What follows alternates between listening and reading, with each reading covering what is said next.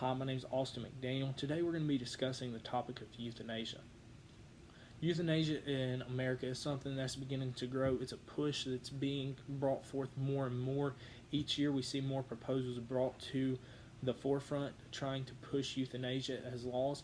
Certain states within our country have begun to accept euthanasia and physician-assisted suicide, but I believe that euthanasia is ultimately detrimental to our country and that it's something that should not be accepted. Today we'll discuss three main points of the reasons euthanasia should not be allowed in the United States. First, involuntary euthanasia is simply murder. Murder is causing the death of another, no matter their current situation or stage in life. Involuntary euthanasia is when a person doesn't make the decision for themselves to have their life ended. So you are ultimately killing this person without their will. You are murdering them. So Kirby Anderson, he's a Christian philosopher, he discusses in his article, Euthanasia, a Christian Perspective, that giving a person a right to die is tantamount to promoting suicide. And suicide is condemned in the Bible, and man is forbidden to murder himself or others. We're condemned by the Bible to not commit murder. Killing ourselves is murder. Killing another is murder. Anderson does a great job by bringing this out in his topic on euthanasia in his discussion, by discussing the different ways that euthanasia is just simply murder. We're called to be salt and light.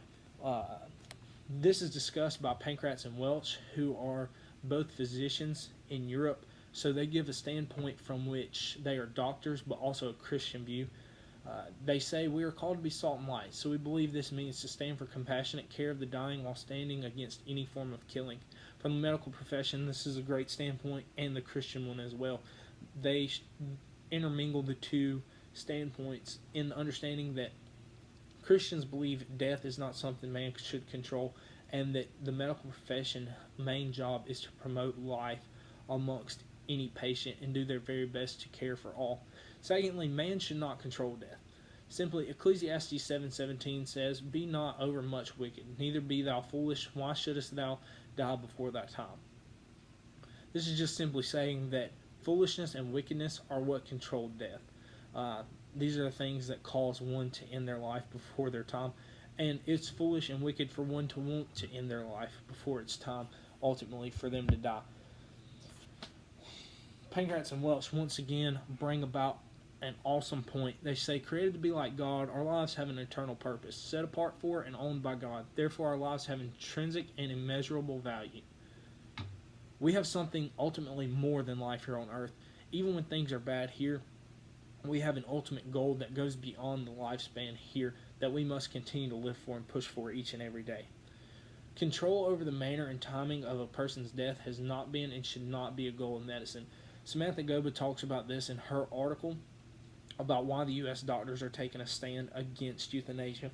This is an amazing viewpoint because the doctors within our own country are arguing against euthanasia because it's against what they believe as medical professionals.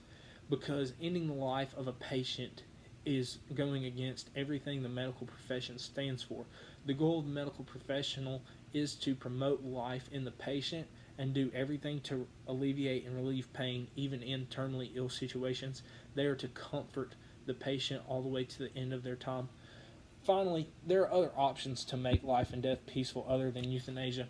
Euthanasia activists are arguing that terminally ill patients have no other choice. There's nothing that can heal them. There is no way that they can be healed. They ultimately must choose euthanasia if they want everything to be peaceful. But in actuality, their time on earth can be used to greater goods than they even imagine. One great thing that can come out of these situations is the advancements in healthcare profession for finding new cures and treatments for illnesses. If we legalize euthanasia, many of these people with these terminal illnesses will end their life much before their time, and this will diminish the amount of use that medical professionals can use to advance technology and advance treatments that could eventually cure these diseases. Although it may not heal this one person, it may in the future heal thousands. Next, we believe as Christians that everyone has a point of life and a point of death, but we do not believe that anyone should suffer in death. Kirby Anderson, the Christian philosopher, once again makes an amazing point by discussing how in a patient's last days, everything possible should be done to alleviate physical and emotional pain. So giving drugs to a patient to relieve pain is morally justifiable. In a patient's last days, we're not to end their life early, but we're to end their suffering and their pain that they should have to experience during this time. It is only right for one not to have to completely suffer through all the pain and detriment that comes through the very final days.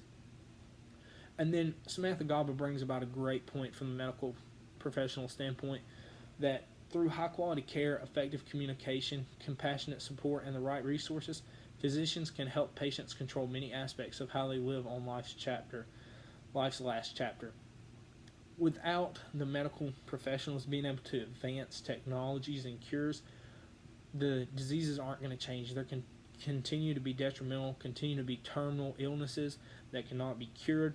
But with the help of patients pushing through these times and receiving high quality care and great support from doctors, we can continue to advance the technologies that can eventually cure these diseases and make these last and final days of these patients' life much more comfortable, even without a cure. Finally, it all sums up to legalization of euthanasia would have a negative impact on the United States and its citizens. Euthanasia is ultimately murder. According to the Bible, according to a basic definition, euthanasia is murder. Man should not have control over death. It is God's decision when man should live and man should die. And finally, life and death can be made more peaceful through other alternatives besides euthanasia, through acts of medicine and other medical professions. This is why I call that euthanasia should not be supported or made legal here in the United States.